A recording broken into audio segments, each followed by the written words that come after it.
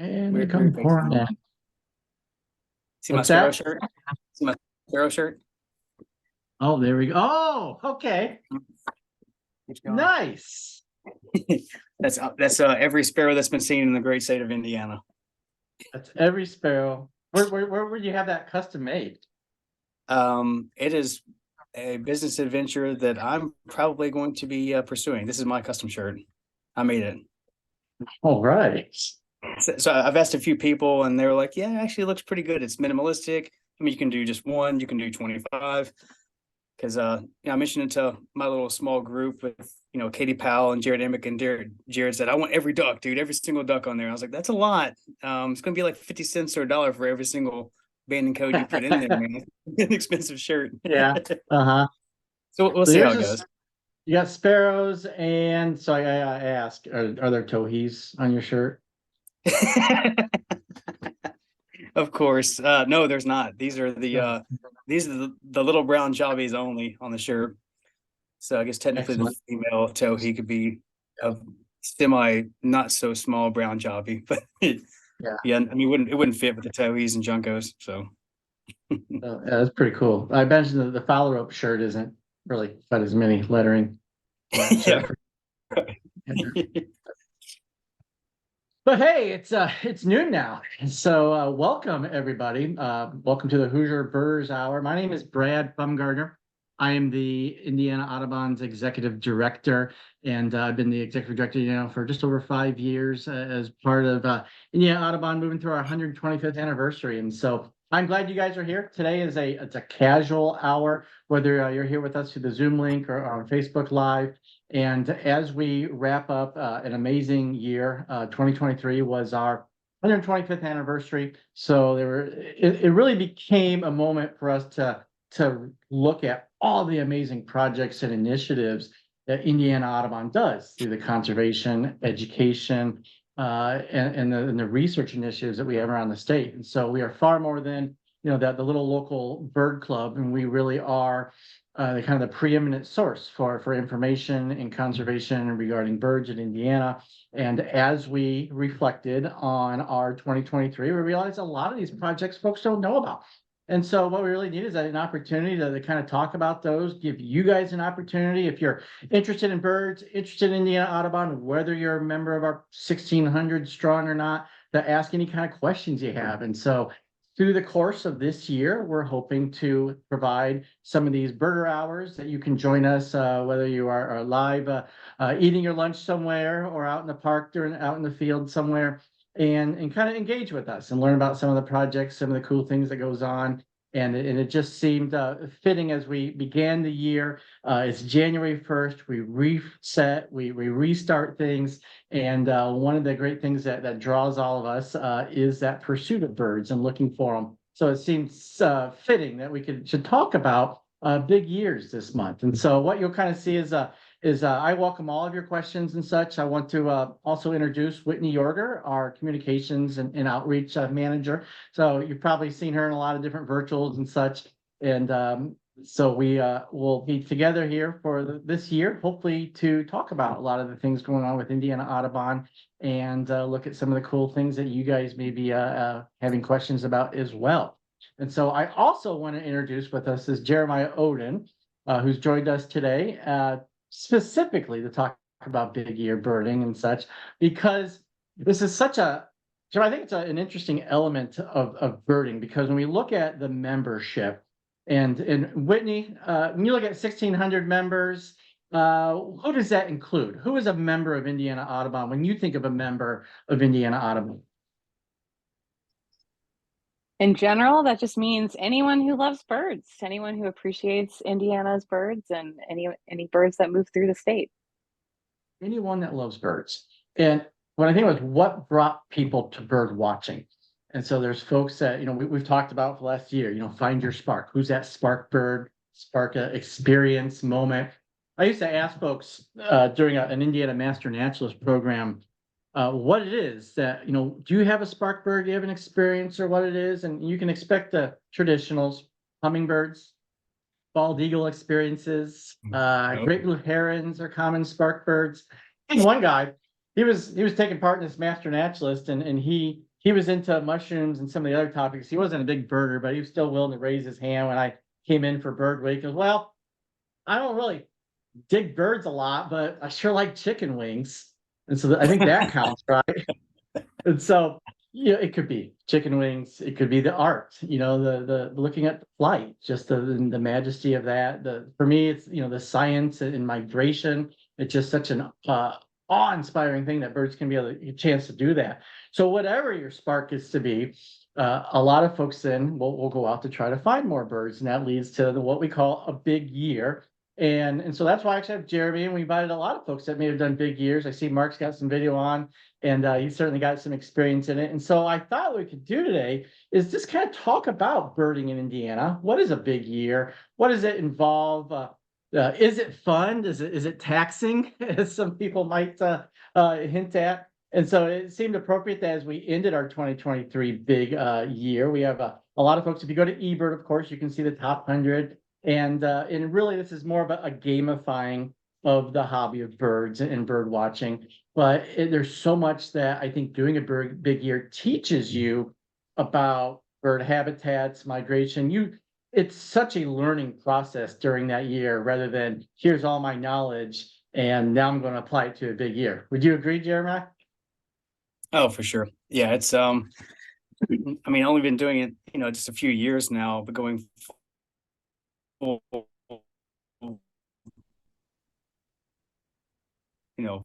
full bore, just for the 3.5 years I've been doing it. First full year birding was in 2021. That was also a big year here. But my introduction into birding period was a big day, global big day, spring, May 9th, 2020. That was my first day birding ever, was a big day. So I guess as a competitor by nature, it kind of makes sense that I love the idea of seeing everything I can in a given year with those parameters, whatever they are, which we'll probably talk about some. Yeah. So you're a COVID birder. Yeah, I mean, that's what everyone always says, like, oh, you're one of the COVID. It's kind of like the well, I guess I'm the last part of Gen X, but people are like, oh, you're a millennial, you like this or Ads this. you don't want. You're a COVID birder. I've always been a nature lover, from day one. I'm a survival instructor in the military, and I've been, born and raised in East Texas out in the woods. So I always loved nature. But no, I just was watching a video from Cornell about the ivory-billed woodpecker, which is technically my spark bird. So it's more than likely extinct, unfortunately. But that was my spark bird, and through that, I saw an ad about the Global Big Day 2020. I was like, "What is that?" Clicked on it, and my mother-in-law and I went birding. Saw 54 whole species on May 9th, 2020, and here I am. A couple years later, now you're pursuing as many as you can. So tell everyone else that doesn't know what it is. How would you define what is a big year? Yeah, that's kind of been a fun hot topic on the social medias over the last couple of months, of the Indiana 300 Club versus a big year, and is it one and the same? I think I can with confidence say they are not one and the same.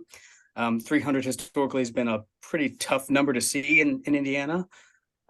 So people kind of automatically equated the 300 with being a big year. I think a big year is simply, given your schedule and your time, seeing as many species as you can with your schedule and abilities in a given year, whether that's county, state, country, or the world. So we'll see how those go in the future.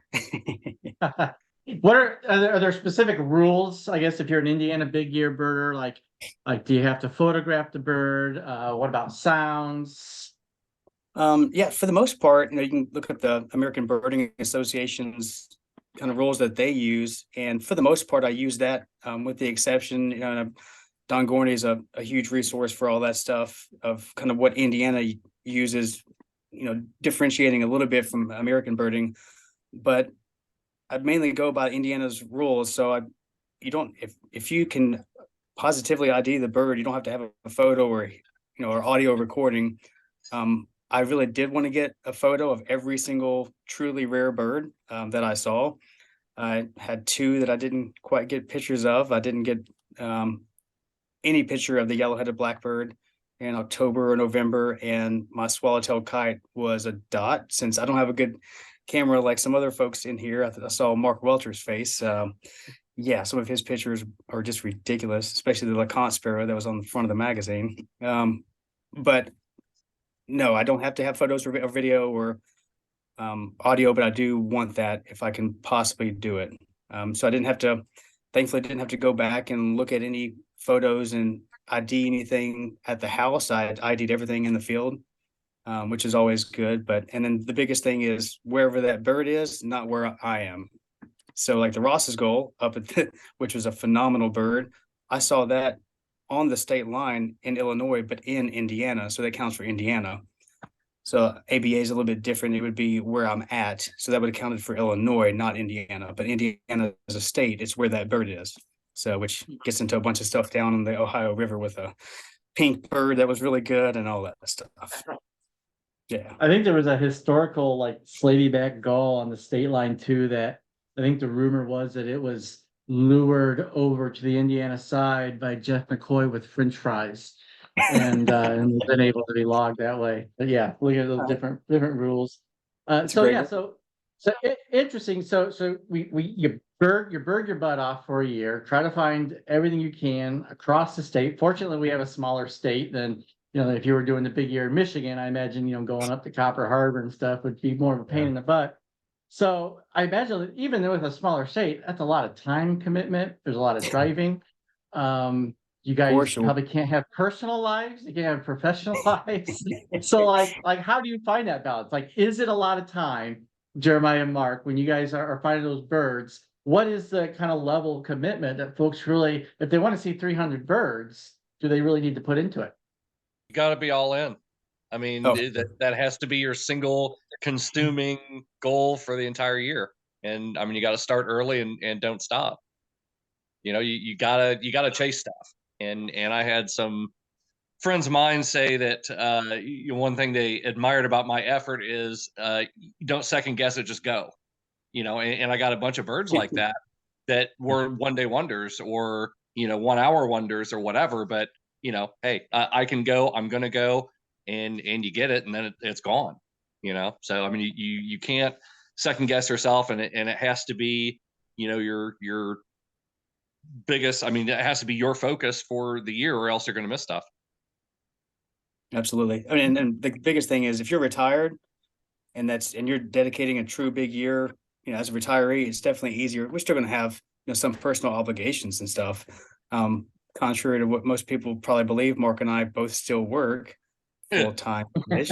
So, but what I've had is the ability to, with my schedule the last couple of years is, and some people know this, replace one day with the next type thing. So it's a living schedule. If I'm, as an instructor, if I'm not instructing actively, I have the liberty to kind of say, okay, well, I can just replace Monday with Friday or Saturday and then chase. That's the only possible way. I was looking at the numbers for 2021. I think I drove around 30 to 35,000 miles just for birds, just in Indiana. So I sold my turbo Subaru to get a Hyundai hybrid. They got 50 miles a gallon plus to make up for that, as well as I drive a long way to work. But yeah, it is 250 to 300 days that you're probably going to be out birding or looking for birds. And I still had time away, just last year, because it wasn't really time commitment. I know the time commitment's there, and last year didn't really start out to be a big year. I didn't say January 1st like some people say, hey, this is a big year, I'm going hard. Lori Voss said, yeah, so Lori Voss said, hey, why don't you just do I do a little picture book for friends and family for a Christmas gift. And she said, why don't you do sparrows this year? And I was like, sparrows? Now I got all my sparrows on my shirt because thankful to her suggestion, I'm obsessed with sparrows now. Mark and I actually did a sparrow big day. It was huge deal. Got actually a year bird or two for him, so it was great. But yeah, it wasn't until kind of April, May where we had, I guess, the El Nino year. We'd gotten a lot of rarities to where I was like, if this continues in the fall, our numbers are going to be pretty good. So let's kind of start chasing and get everything I can, because you never know. And that's the thing with the big year. It's your year. You see what you can see, whether that's 200 species or 320, record-breaking year. A lot of birding is that whether you want to get photos and say, hey, I want to use my big year and say, this is my parameter. I have to have a photo. If I don't have a photo, then it doesn't count for me, or audio, or whatever it is. Uh-huh. Photo big years are a thing. I mean, there's all kinds of different ways that you can approach, the idea of a big year, even if it's just your patch or your backyard or whatever. Like Jeremiah said, the idea is to see as many birds as you possibly can for that defined area. 300 Club is cool. It's rarefied air, but it's a very different thing from doing a big year. They've kind of gotten conflated in the last few years as far as the state level. But I mean, you don't have to go statewide for a big year. You can do one area, you can do a county, you can do, I mean, as big or as small as you want, and just see as many as you can. And it doesn't have to be a number as long as it's, your personal best, or as many as you can get. I mean, that's what a big year is. Mm-hmm. Yeah, that's what I did in one was that I wanted, because it was my first full year birding for Indiana, and I became obsessed quickly. I just wanted to see everything I could to learn as much as I could for 2021. Talking with the Ohio's state champion last year, Alicia, that was her thing. She said, "Hey, I want to study birds all year long, and the best way to do that is to do a big year. If you can dedicate that time, or whatever time you have, dedicate that to going all over the state. And just number one, just seeing how awesome your state is. Everyone, you see on social media how the Rockies and Banff and all this stuff. And yeah, I'm originally from Texas, in the Piney Woods down there with the red cockaded woodpeckers, but I absolutely love Indiana. It's a beautiful state for a lot of reasons. So, and it definitely gets you out to see that, which is great. Mm-hmm. Mm-hmm. Did you guys have birds that, like, I call them like your Bostic, like your snowy owl, like what was your that nemesis that like you kept trying to fight? Because I remember, so you're talking about the difference between 300 and big year. I did try to do it like a big year once, and my goal was 300. And the reason I did it is because obviously folks that do it, it's almost like a pinnacle of that obsession of birds, right? It's kind of like, there's the kind of the top of the mountain point, but it also, like climbing the top of the mountain, can be really grueling, especially at the very end, and grinding out, trying to find those last few birds. And for a lot of folks, it's a point of anxiety and such. And I've seen people break down crying because they missed a bird during that pursuit of what should be fun and happiness. And obviously some of those nemesis birds, for me, it was getting that alert of a brown pelican. I remember, was it like Holiday Lake west of Indianapolis a couple of years ago? And I left home and hauled butt down there. And I got down there just under 3 hours, and you pull up to the lake just to have someone say, "Yeah, it flew away 10 minutes ago." And so that remains my kind of nemesis for that year that I tried to find 300 was brown pelican. But how about you guys? Yeah, I guess I'll start. Maybe it's the same as Mark. So I actually hadn't talked with Mark about this, but in the Big Year movie that he's talking about, Owen Wilson, who was played Bostic in the movie, his nemesis was snowy owl, which is actually not hard to see in the U.S. and Canada, but it kind of worked out that was the exact same bird for me, Mark, Jonathan, all of us last year. I didn't chase. I think there was one at the dunes maybe in January, and I wasn't up there for it. Kind of a one-day wonder, and this is not a good year for snowy owl. So yeah, all of December, me and Jonathan Bontrager were driving everywhere trying to find a snowy owl. So it turns out it was actually kind of the same nemesis bird. We really thought we'd get at least one, even though we know it's not a big eruption year, and we did not. Mark, was it for you too, snowy? I didn't have a lot of drive of shame moments, which I'm thankful for. So, but I had a lot of misses because either I wasn't there when the birds were, or the birds just weren't there. I mean, snowy owl was one of them. Pine siskin, I didn't have last year. Even though they started showing up, in October, November, December, I just wasn't in places to go find them. But the one that really hurt was both ibises. And I did chase a couple of those and was there, sometimes within an hour of when one had been seen, and it was not there. So those were two that kind of hurt. What about the surprise that you were not expecting? Well, there were a bunch of those. I mean, anytime a big rarity shows up, hey, that's black-headed grosbeak, not on my radar. And that was kind of the first big one of the year. And I think the rarest bird that showed up in the state last year So yeah, that was a heck of a way to start a run. Yeah, I think it would. Yeah, I guess pretty similar. I think Ross's goal was second record. Black-headed grosbeak was second record, maybe. Either way, a little bit different being in a feeder not far from Indy. So it always happens that way. I have my little text group, and I said, "Hey, y'all, I'm officially out of the state, so I'm heading to Louisiana," which I was gone for almost 2 months of the year last year. So that's another thing, talking about time commitment, being a retiree, and dedicating a true 365 days. I was gone for almost right at 2 months. So I texted him, said, "Hey, I'm out of the state. Be looking for the rare bird." And then Richard Garrett said, "Hey, y'all, black-headed grosbeak." And I was like, because I still don't have it for the state. Of course it is.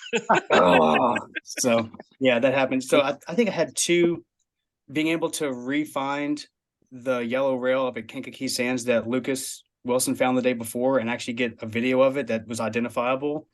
I mean, no one ever really expects to get a video or picture of a yellow rail. If it happens, it happens. The stars align. That was huge. I really enjoyed that. And the biggest surprise was the amount of time that me, Lucas Wilson, Jonathan Bontrager, Katie Powell, Jared Emick put in to try to find a rough grouse this year. It is not hours worth of time, but days worth of time, and hundreds of miles off trail. And nobody had ruffed grouse last year. We did the previous 2 years in 21 and 22, but that was kind of like the biggest, because I thought we would. So That's it looks because like the number the of rough grouse in the state skipped town. yeah, the lone one that was left. There's only one. Yeah. So that was the That's- biggest surprise, because I really thought we would. Really, Yeah. yeah. That's it. You get to kind of living the fluctuations in bird populations, and we're seeing this movements, and just the fact that all these rarities that we're talking about, just show new records of what we're learning about where birds are going. I remember in January, early in the year, I ended up getting a state bird myself. I think some of you guys got. Let me see if I can share it. Do you recall this bird, Jeremiah? Can you share anything about it? I do. That's a mountain bluebird up north. Is it February? I think it was January. I remember going to our that own was the first Audubon's board meetings one of my and first seeing chases. it. Nice. So I think that was Yeah. right around the second weekend or so up in Northwest Indiana, and cold day. I remember viewing that bird. Yeah, it looks like That that picture that was taken with an iPhone, wasn't it? Yeah, there we go. Cool. And actually, I had gotten lucky is that I had first arrived and did not see that bird, and I was looking around for it in kind of the areas where it had been previously described. And unfortunately for me, Amy Kearns and Gary Langell were driving by and said, "Oh no, Gary found it a mile north now, and it's way up there." And while we're at it, turn around right there, look in that tree, and there was a screech owl just kind of doing his little winter resting. With the Nice. sun right in its face heating up. And so it was kind of a really nice January day of birding, and great way to kick off a big year, getting a mountain bluebird in January That's great. too. So what's the deal with the flamingo? Did you guys go down to that bird? Yeah, I did. Yeah, me too. Sore topic, right? Well, I mean, it's a lifer's a lifer, even if it's in the wrong state. So yeah, I made that drive, but I wasn't going to go back multiple days and hope it crossed the river. There's limits to my endurance. Yeah, I did. I think we had seen it in Florida, but yeah, I went down there and stayed for a few hours just to see if it would randomly fly over. And I had it in my mind, if it came over like a good bit and had been there for a while, then I would shoot down there. It's only like a 2.5 or 3 hour drive, so not too bad one way. But yeah, once it was seen in Indiana, I immediately got in the car and was, I think, maybe 5 or 10 minutes. Ryan Sanderson or Richard Garrett, somebody said, "Hey, somebody flushed it all the way back to Kentucky side." So I just turned around and did something else. But that's definitely the mentality and the character. If you truly want to see, every bird you can, even if you've gone down, which I mean, I don't know if we've really talked about it yet, but being in the central part of the state definitely helps. If that's where you live. So going up to the lakefronts, a 2.5 hour drive down to, Posey County, Ward County, Gibson County, it's a 2.5, 3 hour drive at most. The sad souls that live down there near Hovey or Hovey, however it's pronounced. I'm from East Texas, I don't know. It's a long drive up to Steuben County, north of Fort Wayne. There and back in one day is not very smart at all. But you'll do those 2 hour one way, 2.5 hour one way drives a ton. At least 10 or 15 trips to the lakefront and the southern part of the state at a minimum. Yeah, I think there's been a lot of strategy on like where do you be located, and obviously you think, oh, maybe northern Indiana because the dunes, because you spend a lot of trips there, but then yeah, you got that 6 hour hauls to get down to southern Indiana. Yep. So I don't know if there is, in the end of the day, necessarily a strategy, because there's always an element of luck to driving the 2 to 4 hours to be able to chase a bird too. Yep. And that's what I was talking with Ryan Sanderson last month. It's like, if the birds don't stay, then the numbers aren't going to be there. If we didn't have the 5 vagrants that we did, like Jonathan and I would not have broken the record.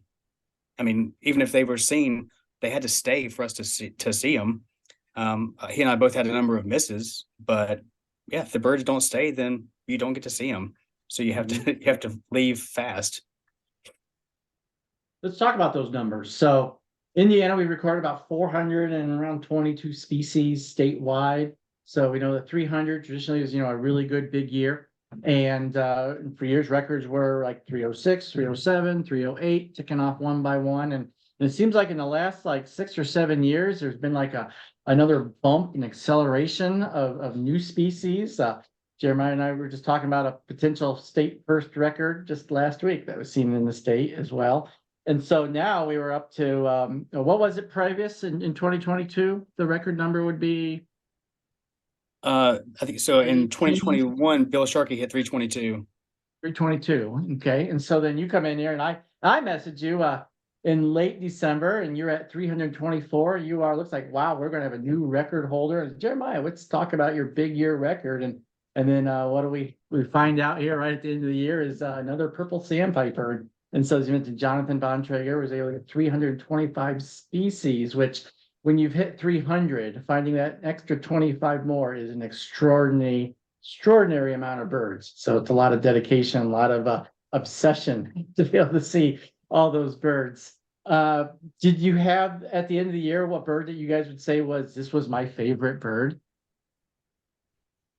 Oh man, I don't know if you want to go first, Mark. No, I'm not going to take that one. I mean, birds can be, a favorite bird for any number of reasons. Is it the rarest? Is it the best experience? Is it, hey, this is my spark bird and I just seen one? Is it, I mean, you can have a best bird for any number of different ways. And I mean, like parents are not going to have a favorite kid. I'm not going to have a favorite bird this year. I have a lot of awesome ones for a lot of different reasons, but I couldn't pick just one.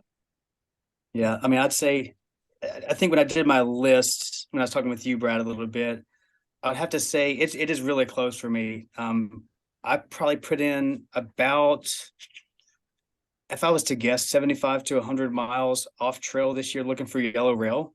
And again, like I said, up at K Sands in September, I think September 1st, Lucas found one, and then I went the next day and was able to see it.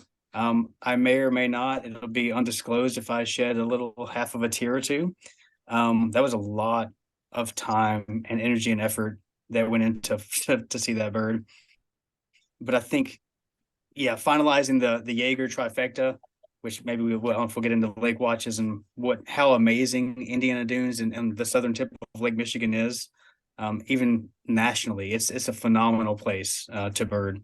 But seeing Pomeranian Jaeger to break the record. So Pomeranian Jaeger was my 323rd species. Big lake watch with tons of people up there. With Will Keller, who was the watcher this year, was phenomenal.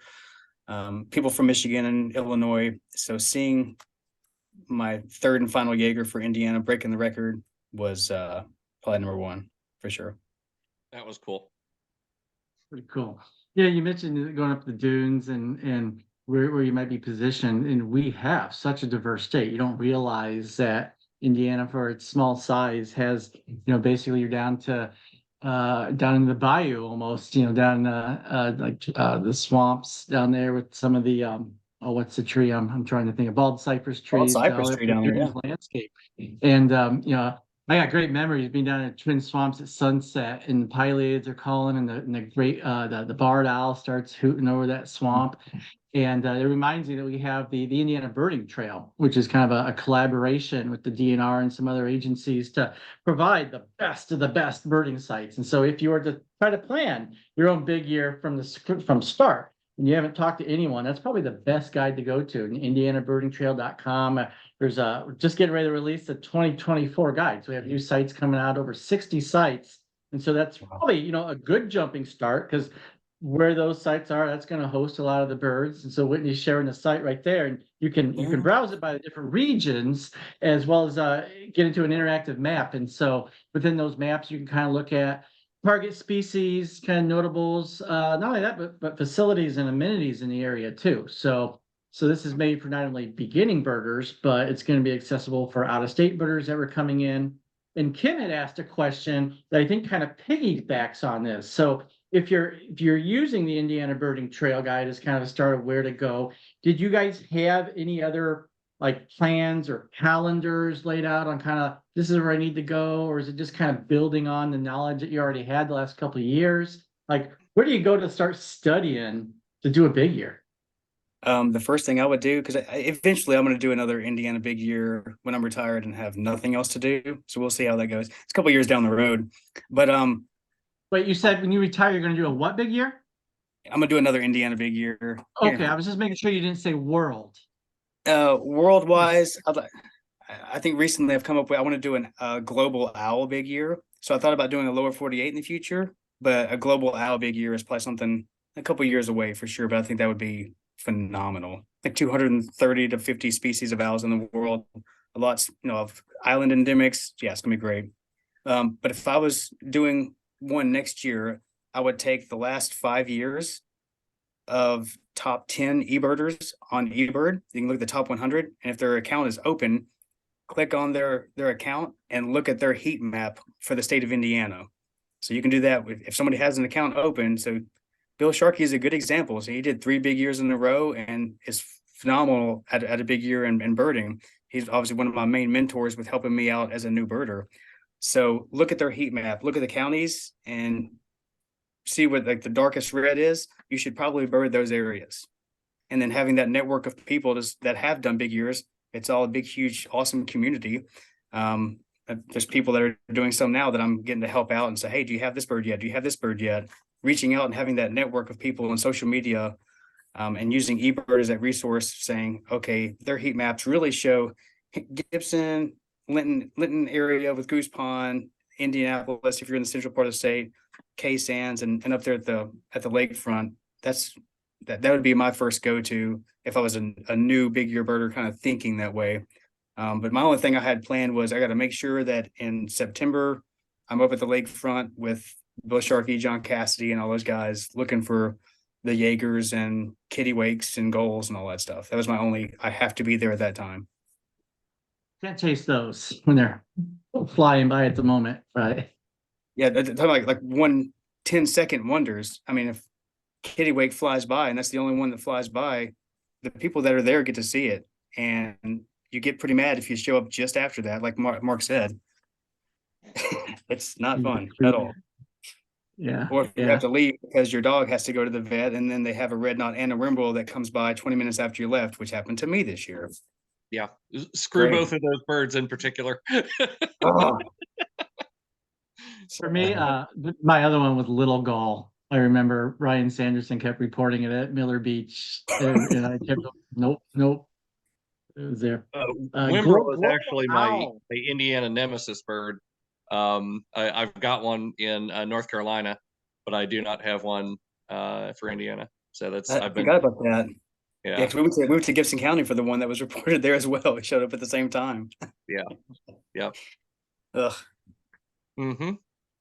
We're doing a global owl big year. I see some sponsorship money coming in there. I think I see lots of bird seed from Wild Birds or something funneling your way for doing something like that. It'd be fun. And it'd be great to even do like a year birdathon. I mean, I don't know obviously how that works, but just travel a bunch and raise money and awareness for conservation and local charities, local Audubon chapters, whatever it is. Yeah, it'd be fun to do something like that. We'll see.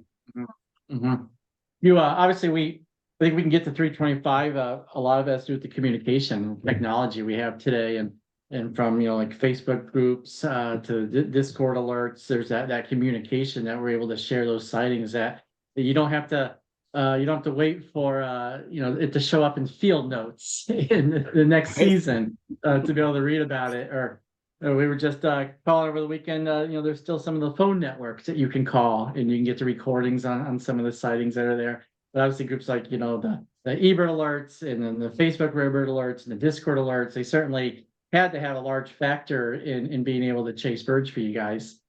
Well, and a lot of it is people too, because I would have a text or a Facebook message or something about a bird long before it would show up in an eBird alert, if it did at all. So those personal connections and having that network of birding folks. I mean, you got to let people know that you're doing a big year, and you would be shocked at where help comes from. Yep. I mean, people, birders that I know as birding, but wouldn't necessarily consider friends or whatever, would hit me up about stuff. Hey, this just showed up, or that just showed up, or I'm on this right now.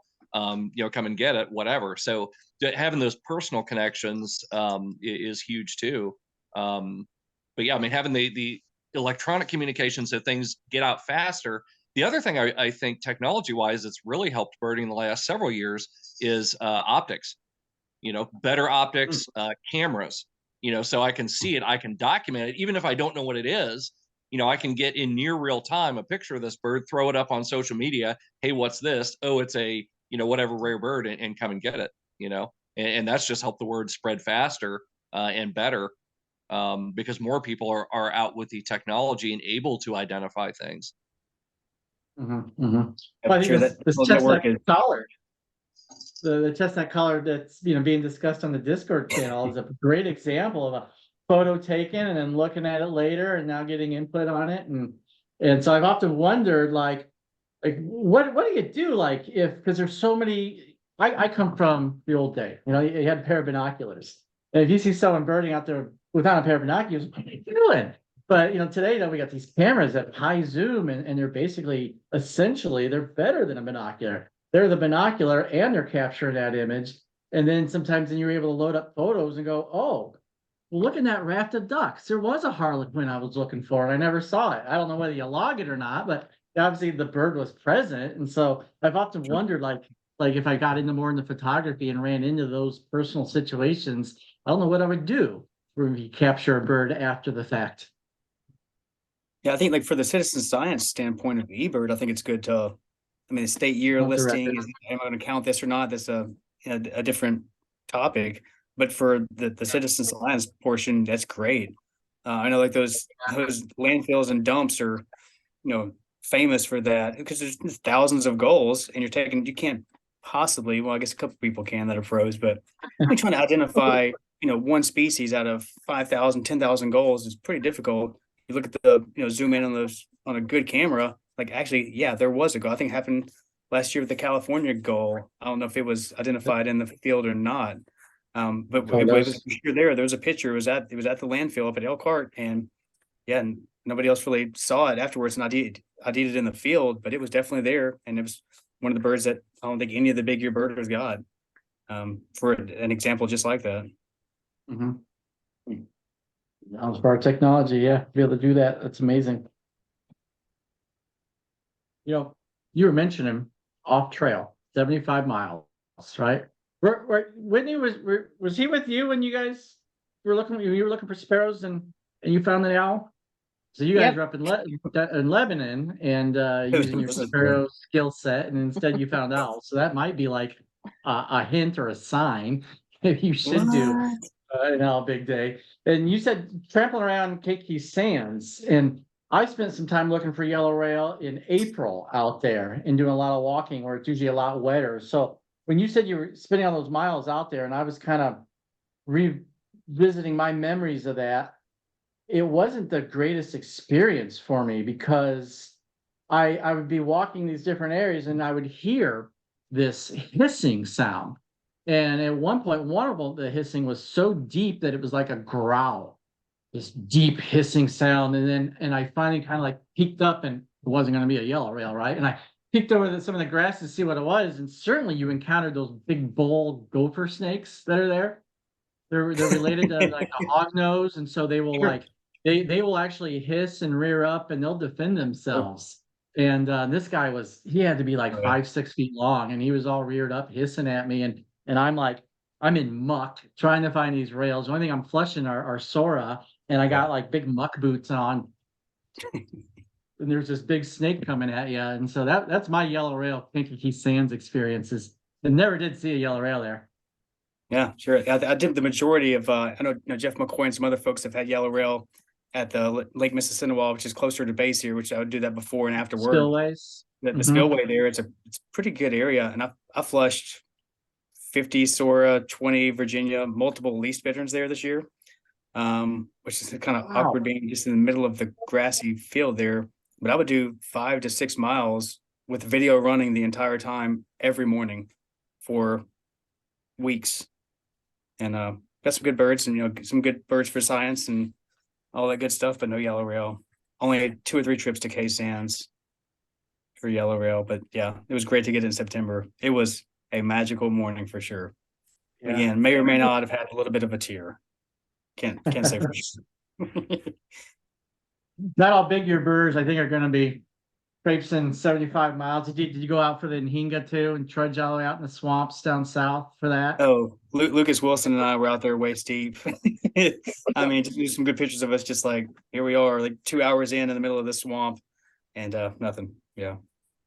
Ultimately, if you have advice for someone who's like, I want to step up my birding, I want to do a lot more birding, and to really kind of learn more about the birds, I want to just immerse myself more with it and find some fun and just trying to find as many birds as I can. What's your advice to folks that maybe haven't done it?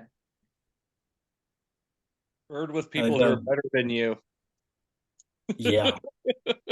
I mean, the lakefront, those lake watches are a classic example of that. Going to the dump and looking through gulls with John Cassidy and Bill Sharkey. I mean, it's humbling. You consider yourself a pretty decent birder, but you get in a situation like that and you realize how much you don't know, or how lacking your birds in flight skills are, or identifying first and second cycle gulls, and all that kind of minutia that there are people out there that specialize in. I mean, it's really a neat experience, because there's always going to be somebody better than you. But going out and birding with those folks, I mean, you get an appreciation for the depth of this hobby or this obsession that we have, and how folks can be experts on very specific things, and you got to get to know those folks, because that that'll help improve your knowledge base when it comes to different families of birds or different aspects of birding. So it's I mean, you surround yourself with people who are way better than you. I do that with photography as well. I'm not a photographer. I take pictures, but I hang out with photographers, and that helps me take better pictures. Yeah, they're pretty good. Nah. It's the difference between going fishing and being a fisherman. You know what I mean? Yeah, and John Cassidy is a perfect example of that. I remember it was last year or 2 years ago. I was like, I want to see Hudsonian Godwit because I've never seen one. Like, what are the chances of seeing one on the shore? He said, well, I was looking at the books a couple of nights ago, and I've done over 1,500 lake watches, and I've seen 3 or 4 on the shore ever. So I was like, okay, well, that's disheartening. I'm guessing I'm not going to see one today then, which within an hour we did see one. This is 5th ever it was kind of a godsend. It was like, oh, there's one right there. That's a big shorebird. Oh, that's a Hudsonian Godwit. But just that expertise, that comes from time. 1,500 lake watches, that is a years and years worth of knowledge and expertise that as a new big year birder, you're not going to have. You have to surround yourself with those people for sure. And just online, like the Birds of the World from Cornell, it's a phenomenal resource. Get in there, and that's what I did when I first started birding, was look at that. Okay, here's the birds that are common to Indiana. Even the Merlin app, you can see what birds are common to Indiana.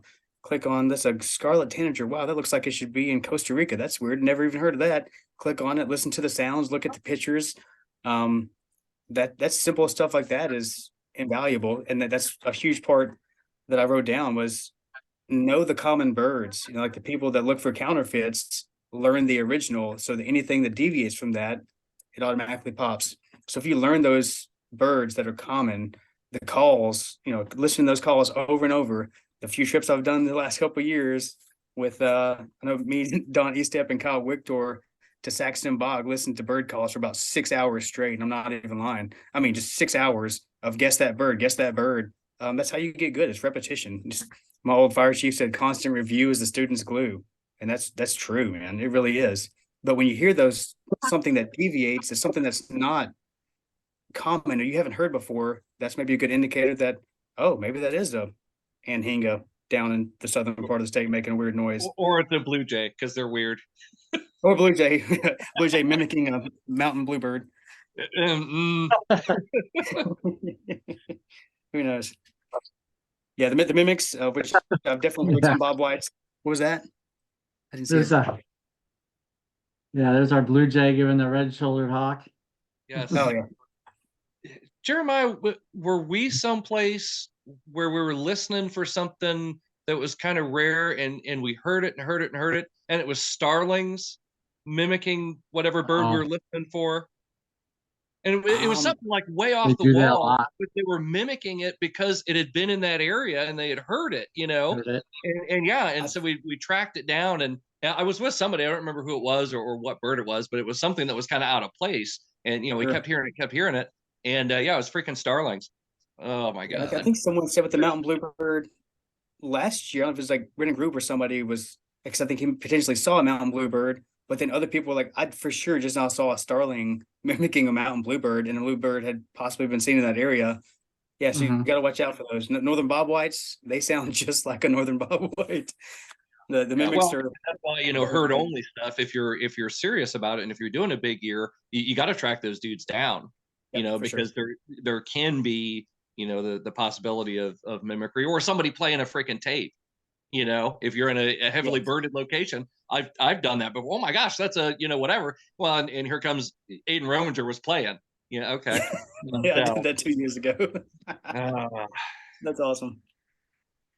Well, As you mentioned, you talked about global owls, Indiana big year, getting people into it. It's as simple as, if they're e-birding, to go to their explore function, hit like targets or needs lists, and start small. Start on the county level, and just by doing that, it kind of shows you what you need. You can see for life lists or year lists, and that just it becomes kind of a fun game. Okay, tufted titmouse is the bird that I haven't seen yet this year. That is the most common one around. So maybe there's my little fun goal: is here's 3 species. I'm out in January because it's already hard for me to get motivated and get out when it's cold, and so this gives me a little reason to get out and get my steps. Is maybe I have some goals.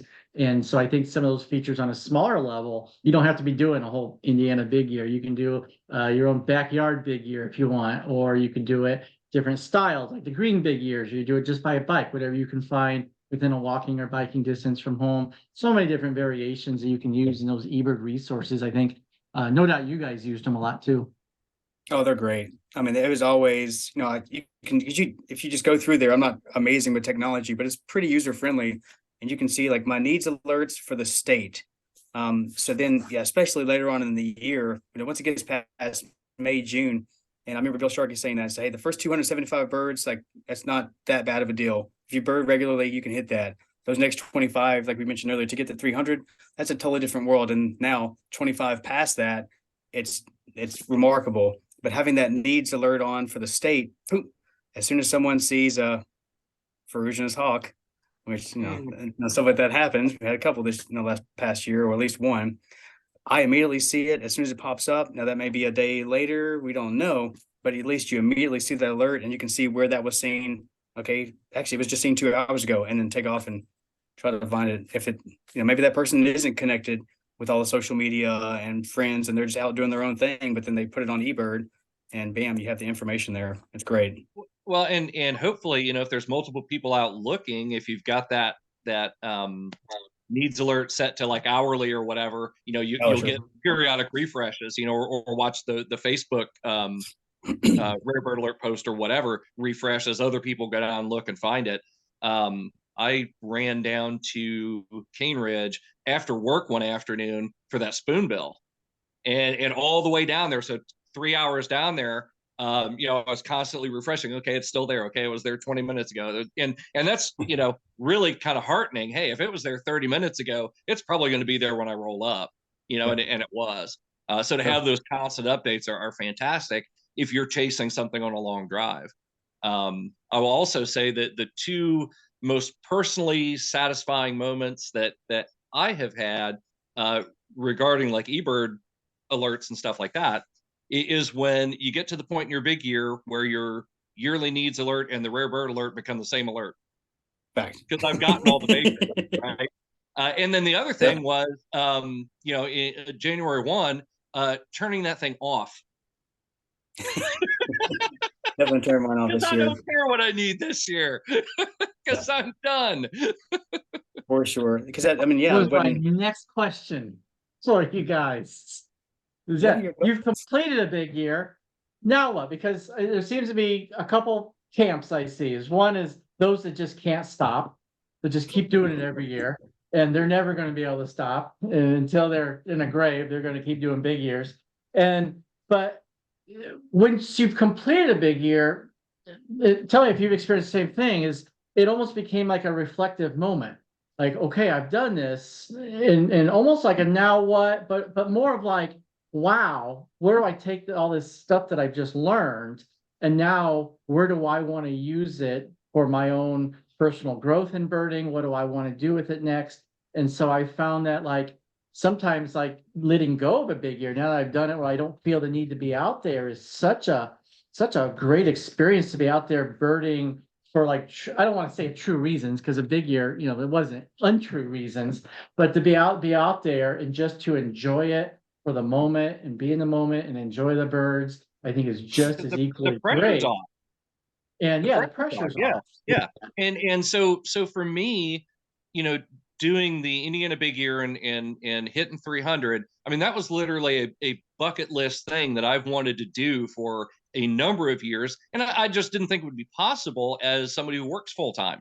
And so, now that I've done it, it's like, okay, that's a thing that I wanted to do that I've done. And now I'm going to do something else. I have no desire at this point to go back and do another Indiana big year.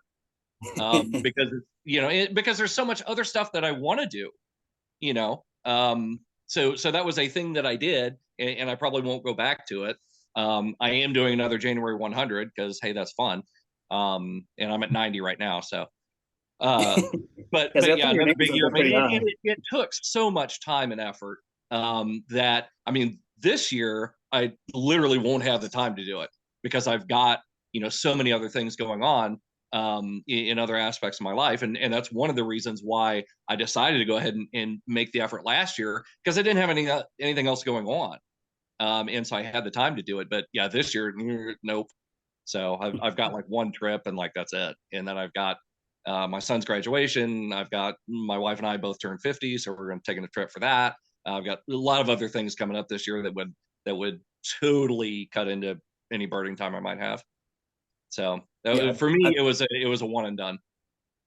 Yeah, I think the Big Year movie, if people haven't seen that, it came out in 2011. That's a good example of showing the different genres of people who of birding. I think in big years specifically.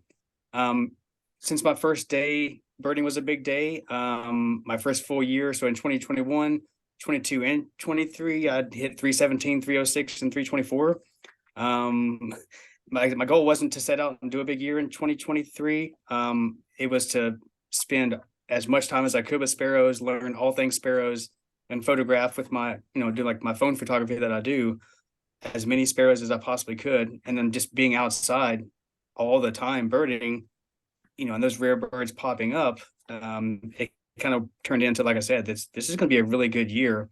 So I don't think I'll hit 300 again. I don't know though. I really do want to spend a lot more time, like Mark said, doing other things. and really focusing on other things and learning in depth, whether it's gulls or owls or even, more sparrows. Yeah, but I plan on being outside as much as I possibly can. To me, hitting 300 is definitely doable with a full-time job. If you take all those things that we talked about, for sure. And but to me, it's almost like a litmus test of I'm outside as much as I want to be. Like I'm a nature lover, and as a survivalist, I love being outside as much as I possibly can. I don't like the cold quite as much anymore, but still, I want to be outside all day, every day. And if I'm outside, I should be birding anyway. So not chasing any, like a new bird for the state I may chase this year, but other than that, I'm not chasing anything. So yeah, I just want to bird and guide more, try to help. Yeah, as an instructor at heart, I want to help pass on information, even at my amateur level compared to like John Cassidy, we mentioned Don Gorney, all those guys have been doing this for so many years. I still want to pass on information to people that are brand new, where I was just 3.5 years ago. So yeah, I want to do more guiding this year for sure, which I am. So I think for everyone's invited, but I think I'm doing a talk on April 13th about sparrows, believe it or not, at Coal Creek Park in Carmel. Yeah, April 13th at 10 a.m. I'm doing a little PowerPoint there about sparrow ID. But yeah, stuff like that is going to consume more time this year for me than chasing birds. Mm-hmm. So you're kind of turning around to education. Yeah, I know there's a lot of folks that they get done and you participate, they have more time to devote to maybe a bird research study like our marsh bird program, or we see people sign up to be like banding volunteers as they've kind of learned a little bit more and want to kind of get a little bit deeper into some of the subjects that they found most interesting for them. And when you mentioned Big Year movie, it was interesting because you guys are kind of bucking the stereotype of this kind of highly competitive, keeping your cards to yourself here. And you guys are portraying it as a very community public thing where all these people are helping you out. And it's like one big team in that communication process. And so very different than how like the movie portrays it and what it is actually in real life. Yeah, maybe it was like that 20 years ago. Wasn't birding then. I don't know. But I know, and there's always. Can you imagine driving for a bird that you heard about and 20 years ago? Yeah, right. Yeah. I mean, I know there's still some, sensitive species, that some people like, even as a big ear bird, like some things need to be kept quiet depending on how endangered this species is. And, if the word does get out and a lot of photographers want to go, there's a bunch of stuff with that. But I think for the most part, yeah, 99.9% of the time, it's a year-long treasure hunt, which I love treasure hunts. And that's what big ear birding is. Learning as much as you can. And you really do learn like the differences between Evansville and, Posey County and Steuben County up there in far northeast and far southwest. You learn a lot of all the flora and fauna, when stuff blooms, when birds come up. You'll be down there south of Evansville and they already have fill in the blank and catbirds, and they won't have them for another month, up north of Fort Wayne. And you get to see the diversity and that how beautiful migration is as it kind of makes its way north and south even. Yeah. It's pretty cool to see that, because as a big ear birder in 21, I was like, ooh, first of the year. I mean, yellow-eyed, white-eyed vireo. Boom, I shot straight down to Gibson County so I could get it, not knowing that's a really common bird. That was the big change from 21 to 23 was know what is rare, like know what's actually rare, not what eBird says is rare, because a catbird right now in Hamilton County is going to say rare. I drove like a madman, which is why I was like 30,000+ miles. So know what's actually rare and chase those birds only. All the rest will come if you bird. Kind of like the movie, if you bird, they will come. Yeah. Yeah. Mm-hmm. Yeah. I like that you mentioned, obviously you're trying to find all the birds. We do have different levels of endangerment, and so always being sensitive to those species. I think there's a universal like law that already exists that like no saw-whet ever goes like completely secret. It can never stay in. It always gets out. But you're too cute. Yeah. Yeah. Information wants to be free. And and so yeah, I've been to see several birds that nobody knows about. Wink, wink, nudge, nudge. Because that stuff always gets out. If one person knows, if two people know, then everybody will know. It's just a matter of time until that gets out, and then it falls upon the birder to be ethical with that information, and if I'm going to share it, who am I going to share that with, and can they be trusted to stay on trail and not disturb things. And yeah, I mean, you can see at the saw white owl that showed up at Richie Woods last winter, people were going off trail, cutting tree branches, to get better pictures of this bird, and it's ridiculous. But yeah, I mean, you can't. Oh no, nobody can know about this. Well, if two people know, everybody's going to know. And so you have these open secret birds, and it's all kind of ridiculous and political. Yeah. If you want to see a saw white owl, come to the Project Owlnet Nights, Indiana Dunes, Mary Gray, and you can get a lot of great experiences, photographs, and get a chance to see them. And holy crap, I can't believe our hour's almost done here. We're almost set there, but hopefully you're thinking about doing a big year or just doing some more birding, because birding is learning. We encourage people, get out. That is for our own staff at Indiana Audubon. I want them out birding, because that is, on the job training right there. You're getting learning about different lives of these birds, the migration of them. And there's so many opportunities that you can keep learning about birds just with Indiana Audubon. And I know we didn't have a chance for a lot of questions today, but I know we got a lot of winter field trips coming up. So we got several Eagle weekends coming up in the coming weeks, and then a full spring list of schedules of field trips. And follow that advice. Mark was saying, stand next to someone. All of our guides and leaders that are out there are folks you want to stand next to. And there's so much that you can learn from them. And that segues into February is the Great Backyard Bird Count. So another great beginning birding event publicly, where you can bird at home or visit some of the different parks that are on the Indiana Birding Trail to learn more about that. And maybe you just don't want to get out right now because it's too cold, like me. And so I don't know, Jeremiah and Mark, have you guys got into the fantasy birding yet? So there's the next thing. Is same thing. I think I got about as many birds as some of the big year birders have this year so far virtually. And it creates some of the same anxiety, like, Jesus, are they going to get out there and bird Fiddler Pond today so I can get that eared grebe or not? And so, I don't know, you guys on there yet? Jonathan Bontrager and I talked about that the last week of the year. It's like the guys doing the ABA big year fantasy birding of like, man, we now spent 365 days birding like madman. I wonder how that's going to translate with our knowledge and everything I've heard from everybody. So no, I'm not doing it this year. I had a couple of things at the first week of the year, so I didn't hop on. I think he is maybe. But what you do and what I've been told is you learn a ton about species, like migration, what's being seen where, what's doing a full fantasy birding big year would be a perfect introduction, and then do a big year the next year. Like that would be, that would be a perfect step. Highly recommend. Locations, don't spend the gallons per dollar per gallon the first year. Yeah, that makes sense a lot there. Yeah, cool. Well, we will be back here next month for another Birders Hour of some different topics to chat. If you have something you want to talk about, feel free to let us know in the comments or send us a message. We'd love to talk about all the different things Indiana Audubon's doing and different ways that you guys can engage with birds throughout the year. So whether it's fantasy birding or winter field trips, being a member, that Birds of the World we were talking about, what a resource. $49 a year is what you would normally pay, and it's free with Audubon membership, and you get access to all the birds, all 10,000 birds, everything we know about them. It's a living encyclopedia that continues to grow. So many great things. And to learn about all that, IndianaAudubon.org is where you want to go. So thank you guys for coming out here today. And I hope to see you guys next week as we're talking about all birds here in Indiana at the Hoosier Birders Hour. Thanks, everybody. It's great. Cheers. Happy birding. Happy birding.